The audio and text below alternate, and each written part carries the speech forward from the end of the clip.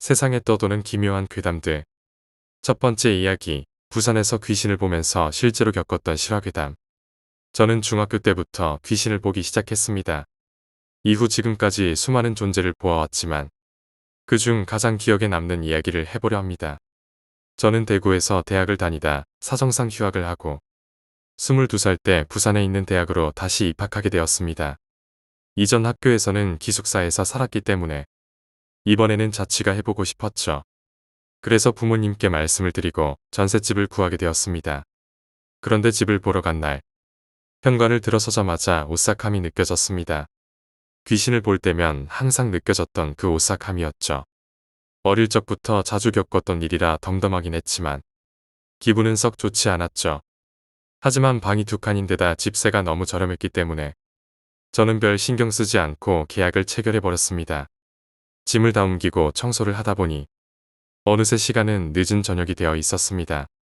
이사를 하느라 피곤했던 터라 누우면 바로 잠이 올 것 같았죠. 하지만 어째서인지 정작 누우니까 잠이 안 오는 겁니다. 그래서 눈을 감고 한참 동안 잠이 오기를 기다리는데 갑자기 온몸에 서늘한 한기가 느껴지며 제 귓가에 휘파람 소리가 들려오기 시작했습니다. 순간 저는 올 것이 왔구나 싶었습니다. 그래도 이전까지 환청도 많이 겪어봤던 터라 그렇게 놀라지는 않았습니다.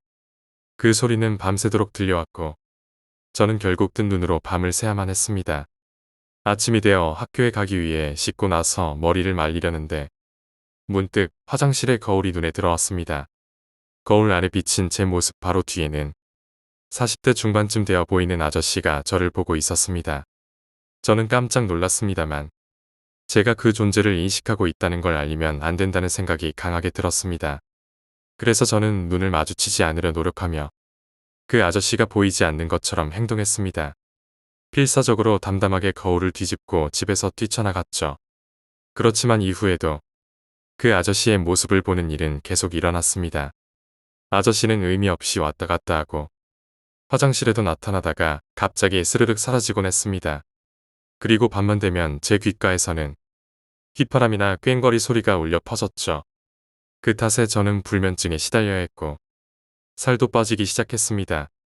그 귀신 들린 집에서 사는 동안 제 몸무게는 15kg이 빠졌고 저희 부모님은 이러다 큰일 나겠다 싶으셨던지 계약을 해지하고 다른 집을 구해주셨습니다. 그렇게 그 집을 떠났지만 저는 거울이 여전히 무섭습니다. 아직도 저희 집에는 거울이 없습니다. 부산의 전셋집에서 귀신을 느낀 후 밤마다 이상한 소리와 함께 40대 중반의 아저씨 귀신을 목격했습니다. 그 존재 때문에 심한 불면증에 시달리며 15kg이나 체중이 줄었고 결국 부모님이 다른 집을 구해주셨습니다. 그 경험 이후로 저는 거울이 무섭고 지금도 저희 집에는 거울이 없습니다. 두 번째 이야기, 시골 폐가. 지금은 외할머니가 돌아가시고 없습니다. 친가 쪽은 아버지를 빼곤 다들 명이 짧으셔서 본 적이 없습니다. 그래서 어려서부터 외할머니 집만 가끔 놀러 갔습니다. 외할머니는 영양군에 사시는데 읍내에서 20분 정도 차를 타고 더 들어가면 있는 작은 촌에 사시기 때문에 정확한 마을 이름은 모르겠습니다. 외할머니의 사촌댁이 옆에 같이 살았는데 거기 아들이 저보다 몇 살 많은 형이라 어릴 때부터 같이 놀러 다니곤 했습니다. 강촌이다 보니 폐가라던가 사람이 안 사는 집이 많았던 걸로 기억합니다. 어릴 적엔 무서운 줄 모르고 그저 모험한다며 막 뒤집고 다녔던 기억이 있습니다. 아재는 서울로 상경해서 제가 군대도 가기 전에 일찍 사회생활을 시작했습니다. 여기저기 치이다가 결국 큰 외삼촌의 고속버스 회사에 취직하여 작게 일을 돕고 있었습니다. 천성이 게을렀던 탓인지 거기서도 금방 잘리고 결국 귀농하게 되었습니다. 외할머니가 돌아가시고 친척 중에는 집을 봐줄 사람이 없자 그 아재가 집에서 살면서 다 봐주기로 했습니다. 거기서 살기 시작한 지 몇 년 후 가을 무렵의 일입니다. 아재는 평소처럼 일찍 일어나서 일을 시작했다고 합니다. 가을은 굉장히 바쁜 시기이므로 이것저것 하느라 정신이 없었다고 합니다. 그렇게 동틀 무렵부터 부지런히 준비하여 일하고 있는데 잎이 바람에 스치는 모습이 평소보다 스산하게 느껴졌다고 합니다. 날이 추워지는구나 하고 대수롭지 않게 여기고 일을 하는데 갑자기 누가 부르는 소리가 났다고 합니다. 이 시간에 누가 자기 논까지 와서 부르나 싶어 고개를 드니 넓은 논밭에 아무도 없었다고 합니다. 바람 소리를 잘못 들었나 싶어 다시 일을 하는데 자꾸 누가 부르더랍니다. 자세히 귀를 기울이니 목소리가 저와 비슷해서 제가 놀러 온 줄만 알았답니다. 조금 생각해보면 말도 안 되는 일인데도 그때는 그렇게 생각했답니다. 고개 들어 둘러보니 저와 어릴 적에 자주 놀던 빈집이 보였답니다. 마치 큰 수채화에 그지만 포스터 물감으로 칠한 듯 선명하게 보였답니다. 아재는 소리 난 곳으로 제 이름을 부르며 집 쪽으로 걸어갔답니다. 집에 다다르니 소리가 멈췄답니다. 집 안으로 들어갔는데 아무도 없길래 대충 둘러보고 나오는데 입구에 웬 꼬맹이가 자기를 보며 웃고 있더랍니다. 순간 정신을 차린 아재가 귀신에게 홀렸구나. 정신을 바짝 차리고 도망쳐야겠다 생각하는데 꼬맹이가 갑자기 손을 들어 뒤쪽을 가리켰답니다. 그때 뒤돌아보지 말고 냅다 달렸어야 했다고. 술을 마시면서 이야기했던 게 기억납니다. 뒤를 보니 찢어진 머리가 퉁퉁 불어터진 몸에 대롱대롱 달린 귀신이 아재 쪽으로 기어오고 있었답니다. 그걸 보고 혼비백산한 아재는 죽을 힘을 다해 꼬맹이를 피해 문으로 도망쳤습니다. 도망치는 뒤에서는 바닥을 기는 소리와 꼬마의 웃음소리가 계속해서 귓가에 맴돌았다고 합니다. 그날은 해가 중천에 뜰 때까지 아무것도 하지 못하고 집에 박혀 덜덜 떨고 있었다고 합니다. 오후에나 정신을 차리고 아재의 아버지와 그 자리에 다시 가보니 아무것도 없는 텅 빈 집에 꼬마의 신발 한 짝이 굴러다니고 있었답니다. 그 후로 아재는 그 집에 얼씬도 하지 않는다고 합니다.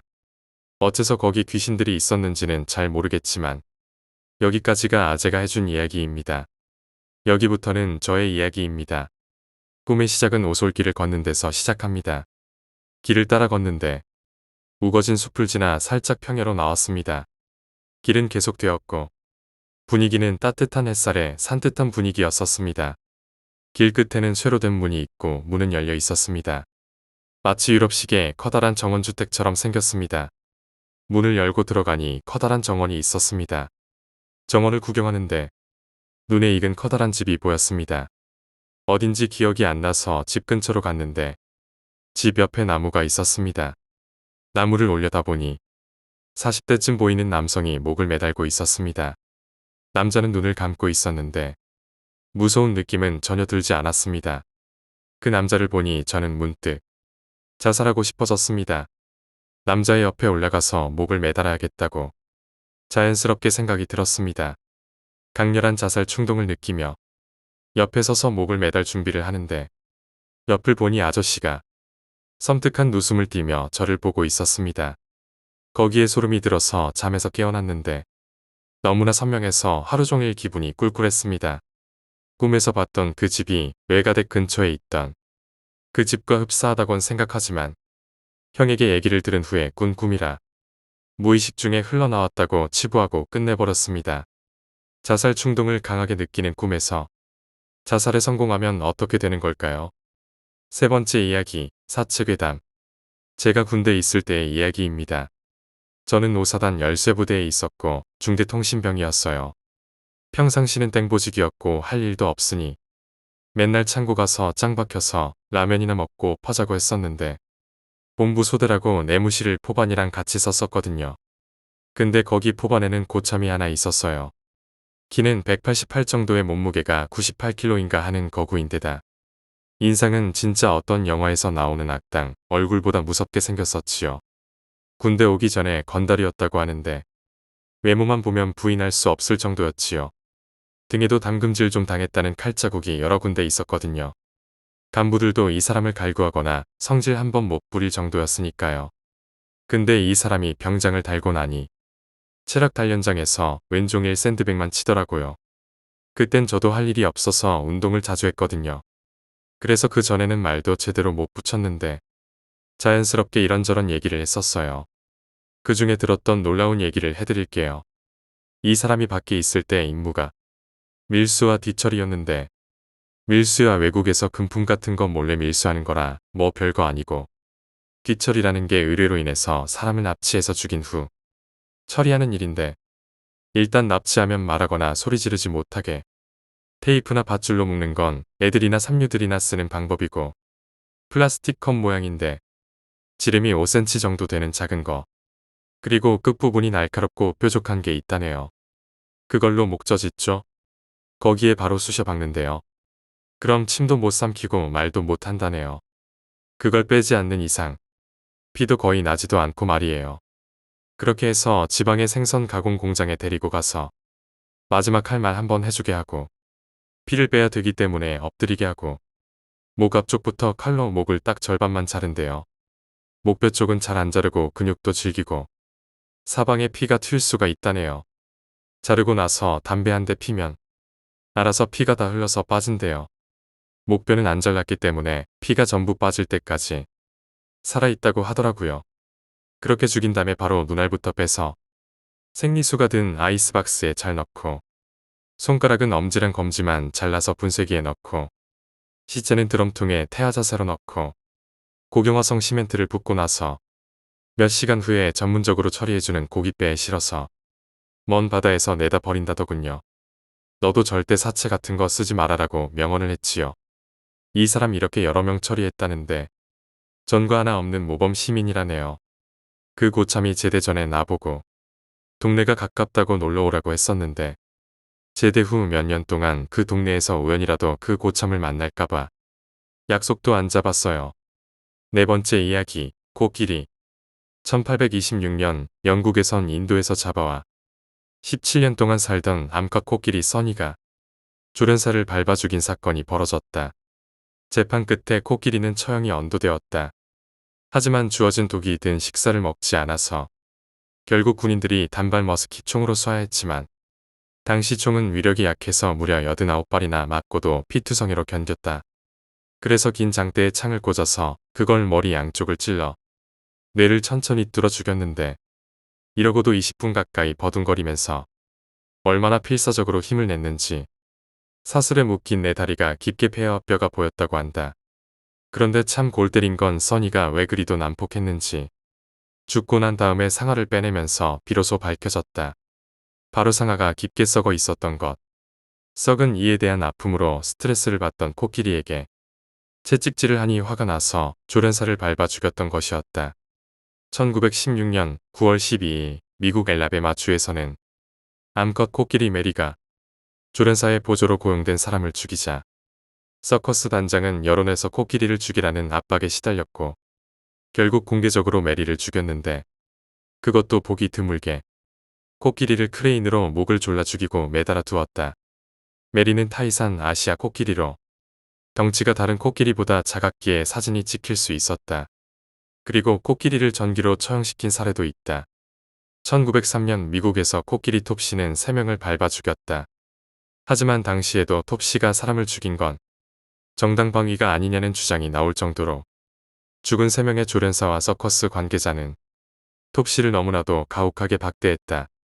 그 증거로 남겨진 기록을 보면 사육사이자 조련사인 앤슨 로젠탈은 자기 오줌을 톱시에게 마시라고 물통에 가득 부어주질 않나 담배를 먹으라고 입에 억지로 쳐넣다가 반항하는 걸 보고 채찍으로 눈을 내리쳤다. 또 다른 서커스 관계자인 듀크 매버링햄은 코끼리 몸에 관역을 그리고 칼로 다트를 던졌다고 한다. 이러니 톱시의 몸은 상처가 아물 날이 없었고 그런 채로 7년이나 살아오던 톱시는 드디어 분노로 이성을 잃었다. 서커스 공연을 위하여 사슬을 느슨하게 풀자마자 로젠탈을 코로 휘어감고 바닥에 힘껏 내동댕이 쳐 즉사시켰고 근처에 있던 매버링햄도 따라가서 끔살시켰다. 이걸 본 보안 책임자인 버릭스 헐리 총을 쏘았지만 그것은 되려 톱시를 더 흥분시켰고 버릭스 헐도 결국 참혹하게 죽었다. 그나마 버릭스 헐을 죽이느라 우리에 들어가 난리를 부릴 때 생포할 수 있어 피해를 줄였다고 한다. 그리고 재판이 열려서 처형이 언도되었는데 당시에도 동물보호단체들이 총살이나 독살은 코끼리 학대라고 하는 통에 바로 발명왕 에디슨이 그 이야기를 듣고 코끼리용 전기 처형기를 발명했다. 그래서 톱시는 사슬에 묶인 채로 전기 감전으로 사용시켰는데 차라리 총살이나 독살이 한결 낫다고 보던 사람들이 입을 모아 말할 정도였다고 한다. 하도 몸이 크니 사람이 죽을 전기량으로 통하지 않아 계속 전류를 올렸다. 그러자 코끼리 귀가 타들어가고 상아가 검게 타가면서 핏발선 눈에서 핏물이 마구 흘러나왔으며 몸이 타들어가며 입에서 피가 분수처럼 나오면서 입속 살 조각이 타버린 채로 마구 흘러나왔다. 그렇게 25분이 넘게 코끼리 톱씨는 천천히 고통 속에서 죽어갔다. 이걸 본 에디슨은 코끼리 사형장치를 부숴버려서 이제는 흔적도 안 남았다. 1994년 8월 20일 미국 하와이 호놀룰루의 한 동물원에서 쇼를 하던 암컷 코끼리 타이크가 갑자기 흥분하면서 말리던 조련사인 알렌 캠벨을 코로 쳐서 넘어뜨리고 머리로 그의 가슴을 짓눌러 즉사시켰다. 일본계 동물원 관계자인 마이크 무라시마는 급히 달려가 문을 잠그려 했으나 타이크는 몸으로 문을 들이박으면서 문이 부서졌고 그 충격으로 무라시마는 7m 가까이 뒤로 튕겨나가 턱뼈, 늑골, 갈비뼈, 그리고 다리뼈가 부러졌다. 바깥으로 나간 타이크는 호놀룰루 도시 한복판에서 주차한 차들을 마구 부수며 30분이 넘게 난동을 부렸고 결국 경찰들이 권총으로 쏘았지만 52발을 맞고도 멀쩡하자 결국 레밍턴 산탄총의 슬러그탄에 13발이나 맞은 끝에 결국 사살됐다. 5번째 이야기, 귀신의 빙의. 친척 어르신분이 해주신 이야기입니다. 아저씨가 사시는 동네 뒷산을 서울에 사는 어떤 부자가 사들였다고 합니다. 산이 그리 높지도 않았고 이러저러한 초목들이 예쁘게 피어 있어 평소 집을 짓는다면 좋겠다고 다들 생각해 왔는데 그 부자 역시 별장을 만들 생각으로 그곳을 샀더랍니다. 그리고 얼마간의 공사 후에 뒷산에는 정말 근사한 저택이 들어서게 되었습니다. 겨울이 찾아오자 고등학생이었던 자식들과 아내도 별장에 오게 되었습니다. 아저씨가 말씀하시기를 정말 화목한 가족이었다고 하십니다. 그런데 그 별장에 찾아오자마자 그 화목함은 순식간에 깨져버리고 말았습니다. 고등학생이던 아들이 연년생, 여동생을 이유 없이 겁탈하려 수도 없이 시도했기 때문이었습니다. 그뿐만이 아니었습니다. 평소에는 아무렇지 않다가도 이상하게 자다 말고 바지를 홀랑 벗고 발기된 성기를 덜렁거리면서 마을을 쏘다니는 겁니다. 그리고 여자만 보면 그게 할머니라도 겁탈하려 들었습니다. 부자는 어떻게든 아들이 제정신을 찾길 바랬지만 점점 도가 넘어서자 하는 수 없이 아들을 정신병원에 입원시켰다고 합니다. 하지만 문제는 또다시 일어났습니다. 이번에는 부자가 똑같은 일을 저지르기 시작했기 때문이었습니다. 마치 실성한 사람처럼 성기를 내보이고 여자만 보이면 겁탈하려 들고 또다시 눈 깜짝할 사이에 제정신을 찾는 일이 부자에게도 반복되었습니다. 그런데 그 마을 사는 어떤 사람이 이건 분명 가벼운 일이 아니라고 해서 부자의 아내를 설득해서 용암 무당을 불러왔다고 합니다. 무당은 오자마자 뭔가 여기 있다는 낌새를 눈치채더니 갑자기 아들이 묵던 방으로 냅다 달려가 당장 여기 구들장을 파보라고 소리쳤습니다. 마을 사람들은 불쌍한 사람을 돕는다는 마음에 힘을 모아 아들 방을 파보았습니다. 그러자 놀랍게도 그 아래에는 하반신만 남은 남자의 유골이 발견되었습니다. 무당이 말하길 이 남자는 무덤도 없이 객사한 이로써 지금은 하반신밖에 남지 않았는데 남자의 하반신이 가지는 욕구에 같은 남자인 부자와 부자의 아들이 씌었다는 겁니다. 다행히 구슬한 뒤 부자와 부자의 아들은 정신을 차렸고 유골은 좋은 곳에 안치되었습니다. 6번째 이야기, 독서실 괴담. 수험생인지라 방학인데도 독서실에서 공부를 하고 있었지. 다른 학교들이 개학을 해서인지 독서실에는 사람이 하나도 없더라고. 그나마 어제까지 있었던 다른 학교의 고3들마저도 나오지 않았거든. 독서실 구조를 설명하자면 입구로 들어서면 여자 독서실과 남자 독서실, 그리고 중앙은 휴게실로 나뉘어 있습니다. 여학생과 남학생이 같이 공부하면 공부가 안 될 거라나. 아무튼 입구에서 오른쪽이 남학생 독서실인데 독서실 문을 열면 긴 복도가 있습니다. 그 복도의 양 옆으로 방문이 여러 개 있지. 그 방문을 열면 그리 넓지 않은 방이 있고 아무튼 그나마 다른 독서실에 비해 각 방마다 있는 사람도 적은데 그날따라 유난히 아무도 없더라고. 독서실 옆 학교가 개학을 했으니 없을 만도 하지라고 생각하면서 공부를 하는데 갑자기 너무 졸리운 거야. 그래서 책상 불을 끄고 잠깐 잠을 청했어. 독서실이 아주 어두운 상태라 낮은데도 방 안에 빛이 하나도 들어오지 않아서 책상 불을 끄고 나면 완전히 칠흑 같은 어둠이야. 그런데 자고 있는데 꿈을 꿨어. 내가 도로에 나와 있는데 교통사고가 난 거야. 그런데 그 교통사고가 정상이 아닌 것 같아. 차들이 차선도 없이 서로를 향해 마구 질주했거든. 아찔한 광경을 지켜보고 있는데 내가 그때서야 왠지 사고가 날 것 같다는 생각을 했거든. 그 생각을 하자마자 기다렸다는 듯이 사고가 났어. 자동차와 오토바이로 보이는 게 부딪혔는데 소리가 잘 안 들리는 것 같더라고. 아무튼 부딪힌 건 확실해. 오토바이가 저 멀리서 날아와 내 앞까지 튕겨져 왔거든. 그런데 그 오토바이에 타고 있던 여자와 눈이 마주쳤어. 소름이 확 끼쳤고 그 순간 잠에서 깨어났어. 너무 무서우니까 갑자기 깨지더라고. 잠에서 깼다고 생각했는데 몸이 움직이지 않네. 나는 엎드려서 자고 있었는데 말야. 엎드려서 자면 몸과 팔 사이로 겨드랑이 부분으로 뒤쪽이 살짝 보이잖아. 그런데 내 뒤쪽이 방으로 들어오는 문이었거든.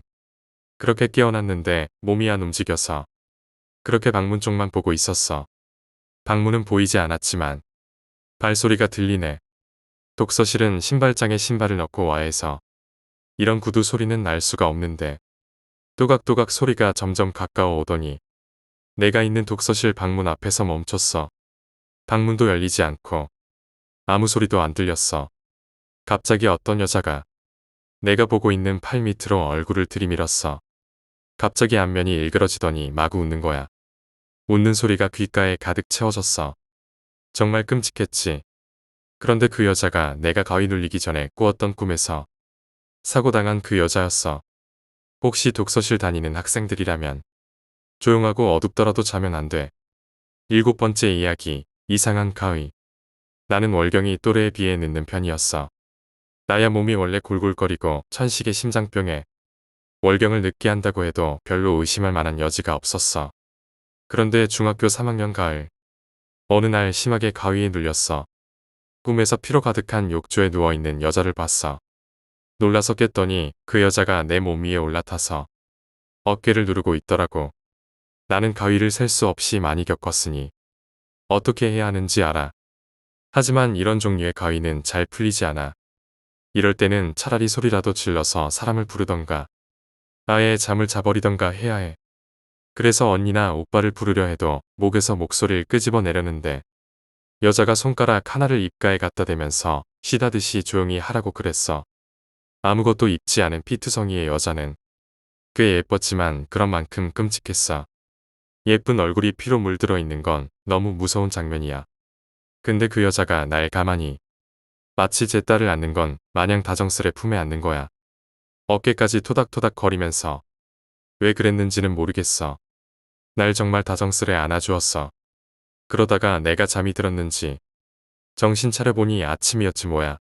늦잠을 자는 바람에 불이 나게 학교에 갔는데 우리 학교는 여느 학교처럼 산 중턱에 계획 없이 세워놓은 그런 학교야.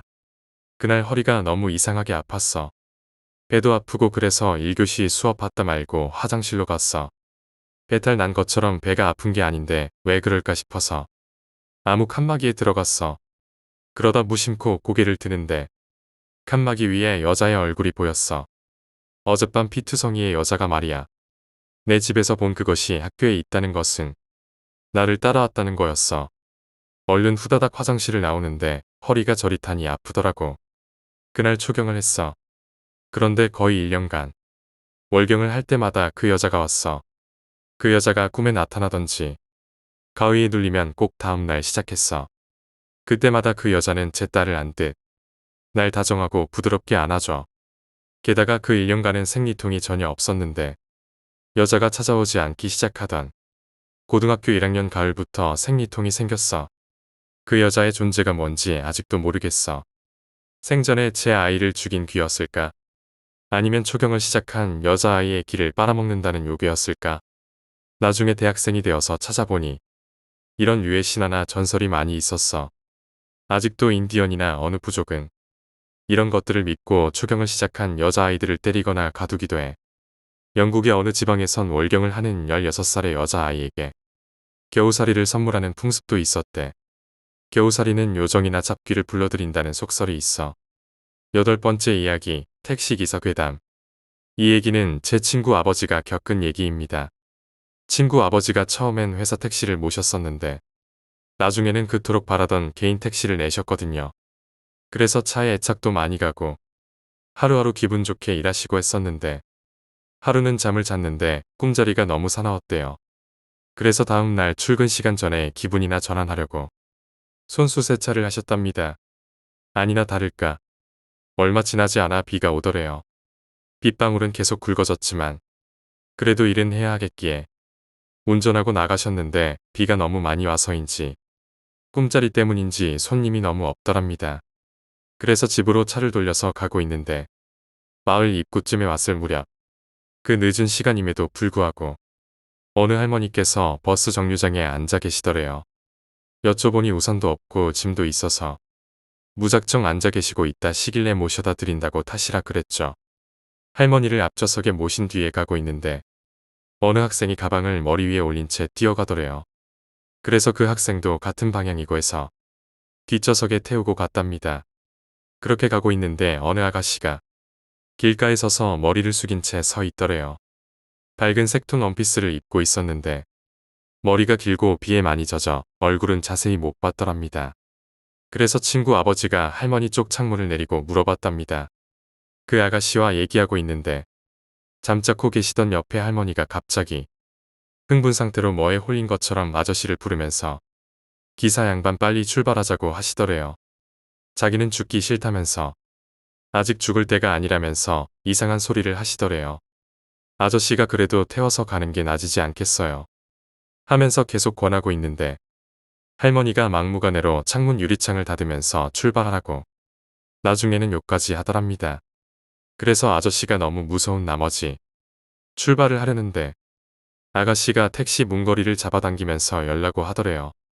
그러더니 안 열리니까 문을 주먹으로 치더래요. 그래서 아저씨가 너무 무서워서 도망 비슷하게 그 자리를 겨우 빠져나와 할머니를 댁에 모셔다 드리고 궁금해서 여쭤보았답니다. 할머니 아까 왜 그러신 거예요? 같이 탔으면 좋았잖아요. 근데 아가씨가 이상하긴 하던데 이런 식으로 여쭤보니 할머니가 이렇게 말씀하시더랍니다. 기사 양반, 나도 아가씨가 같이 탔으면 좋겠다 싶었는데 아가씨가 머리카락 사이로 얼굴 윤곽이 없는 거야. 그래서 내가 잘못 봤나 싶었지.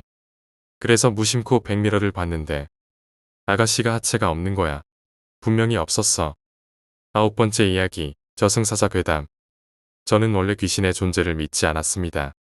하지만 이 사건을 겪고 난 후 저는 아마 귀신이 있을 거라는 생각을 하게 되었습니다. 저는 할아버지와 친하게 지냈었습니다. 3명 있는 손자들 중 막내였던 저에게만 정을 주시고 예뻐해 주셨지요. 그런데 제가 고등학교 3학년이 될 때쯤 할아버지의 몸 상태가 점점 안 좋아지셨습니다.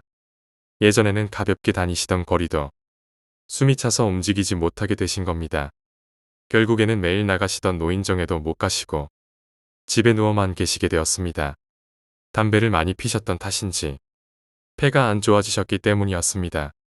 어머니는 매일 일을 마치고 돌아오셔서 할아버지의 병수발을 들었지만 할아버지의 몸은 나날이 말라갈 뿐이었습니다. 그러던 어느 날 야간 자율학습을 마치고 집으로 돌아오자 할아버지께서는 이미 돌아가셨습니다. 그런데 문득 그 전날 어머니께서 저에게 하신 말씀이 떠올랐습니다. 내일은 일찍 올래. 저는 그 말을 듣고도 대수롭지 않게 넘겼습니다. 하지만 뭔가 이상해서 장례식을 다 치른 뒤 어머니에게 그 이유를 물어봤습니다. 알고 보니 어머니는 그 이야기를 저뿐만 아니라 아버지께도 내일 하루는 어디 가지 말고 할아버지 곁에 있어달라고 하셨다고 합니다. 그런데 그 이유가 놀라웠습니다. 할아버지가 돌아가시기 전날 저녁이었다고 합니다. 어머니께서는 부엌에서 설거지를 하고 계셨다고 합니다. 참고로 싱크대는 할아버지 방 바로 옆에 있습니다. 할아버지는 침대에 누워서 발 쪽에 있는 TV를 보고 계셨다고 합니다. 그런데 갑자기 할아버지께서 어머니를 부르셨다는 겁니다. 소리를 듣고 어머니가 할아버지 방으로 들어가자 할아버지께서는 발 쪽 침대와 TV 사이를 손으로 가리키셨다고 합니다. 저기 사람이 서 있네. 라고 말씀하셨지만 어머니에게는 아무것도 보이지 않았다고 합니다. 어머니는 이상하다 싶어 가족들에게 말을 하셨던 것입니다. 어머니는 그게 저승사자라고 생각하셨다고 합니다. 지금도 저는 그것이 저승사자인지 아니면 다른 무엇인지 잘 모르겠습니다. 저는 아직까지 귀신 같은 것을 본 적도 없고 가위 같은 것에 눌려본 적도 없습니다. 하지만 그 일 이후 저는 귀신의 존재를 부정하지 않습니다. 그 사건을 생각하면 눈에 보이지는 않지만 주위에서 우리와 함께하고 있을 거라는 생각이 드네요.